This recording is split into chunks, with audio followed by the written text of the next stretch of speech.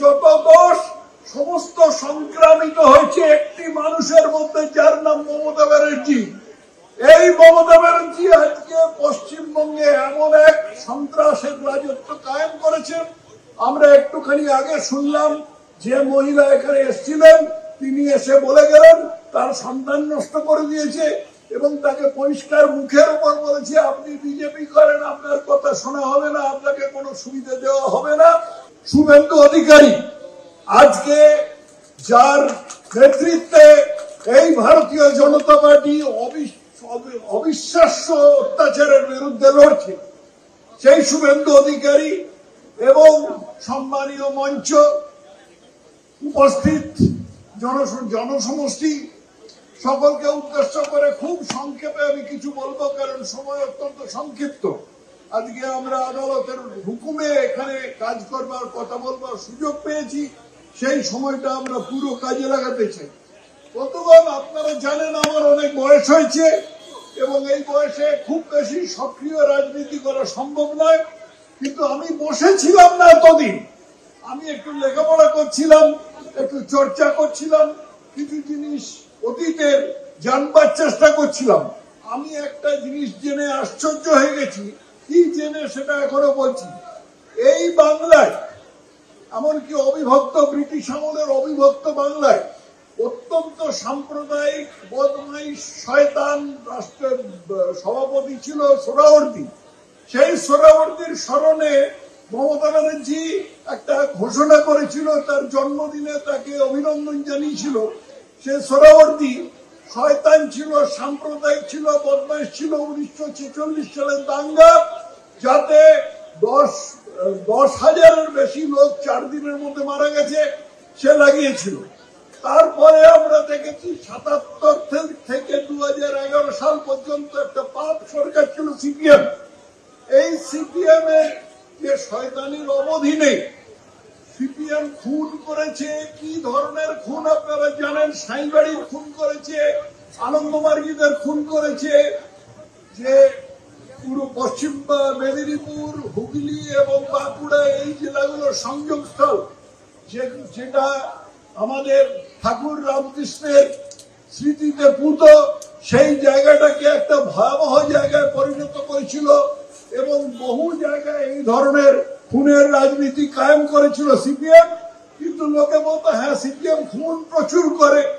হাওড়ার কান্দুয়াতে কিছু লোকের হাত কেটে গিয়েছিল, কারণ তারা কংগ্রেসকে সমর্থন করেছিল। সিপিএম খুন প্রচুর করে, কিন্তু সাম্প্রদায়িকতা করে না, আর গুন্ডা আর সাম্প্রদায়িকতা করে না, আর চুরি করে না। আজকে আমরা একটা সরকার পেয়েছি যারা সাম্প্রদায়িকতা করে, চুরিও করে, গুন্ডামিও করে, মিথ্যে কথাও বলে।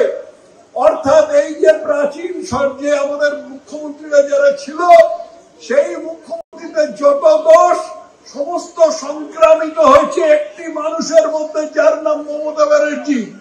এই মমতা ব্যানার্জি আজকে পশ্চিমবঙ্গে এমন এক সন্ত্রাসের রাজত্ব কায়েম করেছেন।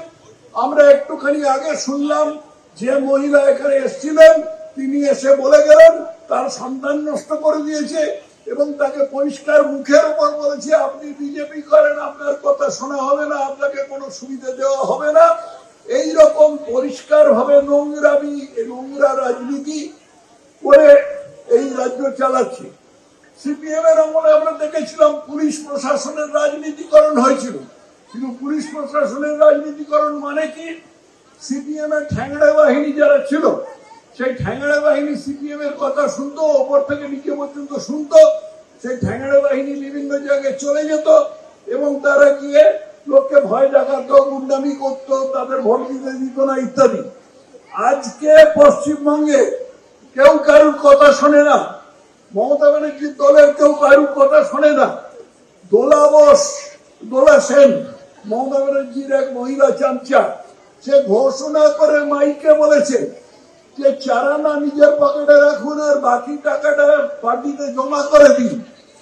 এই নীতি নিয়ে যারা চলছে তারা আজকে এই দল চালাচ্ছে এবং এই নীতির ভিত্তিতে আজকে পুরো রাজ্য নিয়ন্ত্রিত হচ্ছে। তাহলে আজকে গুন্ডামি কে করছে? আজকে মমতা ব্যানার্জি পুলিশ প্রশাসনকেই নিজেদের গুন্ডায় পরিণত করেছে, পুলিশ প্রশাসনকে নিজেদের গুন্ডায় পরিণত করেছে। রাজনীতিকরণ সিপিএম করেছিল, সেই রাজনীতিকরণ এমন একটা জায়গায় নিয়েছে যে পুলিশ প্রশাসনকে সক্রিয়ভাবে দলের হয়ে কাজ করতে হচ্ছে এবং তারা তাদের সাধারণ উপায় হচ্ছে তারা ফলস কেস লাগিয়ে দিচ্ছে, তারা মিথ্যা কেস লাগিয়ে দিচ্ছে। আমার নামে লাগিয়েছে, আমাকে একটা জেলে থাকতে হয়েছিল, চুচুড়া জেলে থাকতে হয়েছিল। কেন না, আমি কিছু লোককে একটা গ্রামে, তারা আগে সিপিএম করতো, তারা বিজেপিতে এসেছিল, তাদের হাতে আমি পতাকা ধরিয়ে দিয়েছিলাম। এই অপরাধে আমার নামে খুনের চেষ্টার কেস লাগিয়ে এক রাত্রির আমাকে জেল হাজত পাস করেছিল। আজকে পশ্চিমবঙ্গের এইটা হচ্ছে চেহারা, এই চেহারাটা আপনারা চিনে নিন। আর একটা কথা আমি বলে শেষ করব, সেটা সকলে খুব কান খুলে শুনে নিন, বিশেষ করে আমাদের কার্যকর্তারা শুনে নিন। রাজনীতিতে অসম্ভব বলে কিছু নেই, রাজনীতিতে অসম্ভব বলে কিছু নেই। আমার অনেক বয়স হয়েছে, বহুদিন ধরে রাজনীতি দেখছি। 1950-এর দশকে আমরা দেখেছি যখন গ্রামে গ্রামে কংগ্রেস জিতত, তখন সবাই বলতো কংগ্রেসকে কেউ গ্রাম থেকে হটাতে পারবে না।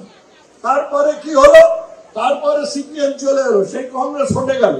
সিপিএম চলে আসার পরে এই 90-এর দশক, এমনকি এই শতাব্দীর প্রথম দশক পর্যন্ত সবাই বলতো সিপিএম কে কেউ হটাতে পারবে না, অনন্তকাল সিপিএম থেকে যাবে, আমরা যতদিন বেঁচে থাকবো ততদিন সিপিএম। সেই সিপিএমও গেল, তেমনি মমতা ব্যানার্জিও যাবে।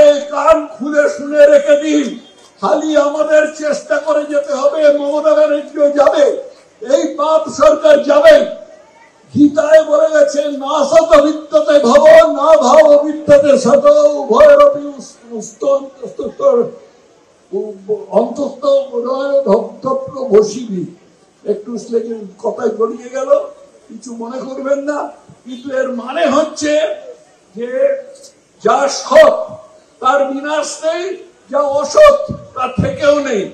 যে দলের মন্ত্রী থেকে আরম্ভ করে একটা গোটা দপ্তর জেলের ভেতরে আছে, পুরো শিক্ষা দপ্তর জেলের ভেতরে আছে, মন্ত্রী এবং মন্ত্রী রক্ষিতা তাদের বাড়ি থেকে চাপ চাপ টাকা পাওয়া গেছে, সেই দলের সপক্ষে একজন মুখ্যমন্ত্রী কি করে কথা বলেন আমার মাথায় আসে না।